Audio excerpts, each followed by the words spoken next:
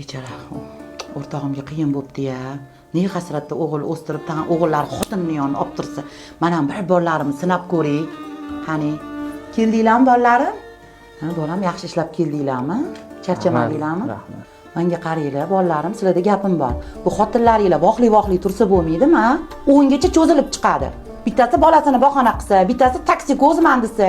Biz ham kelin bo'lganmiz. Azonlab turardik biz, mehnatdan qochmay. Bunda qatta tursanglar bo'lmaydimi?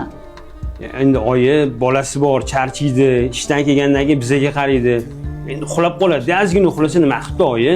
O'raytyaptilar ona, ularga ham oson emas. Kechqurun bilan bola bo'lib chiqsa, ertalab kunduzi ish qilsa, nima qilsin ular ham? Nima qildim sizga ham qatdan o'zi bu xayolingizga kelib qoldi bu narsalar. Nastirani ham damdir, na uyga chiqdim, yaxshi o'tiring. Chiqdim oyi. O'g'illaringmi? Xotinni yonidan olaveradimi? Voy, meni bolalarim bunaqa emas lekin.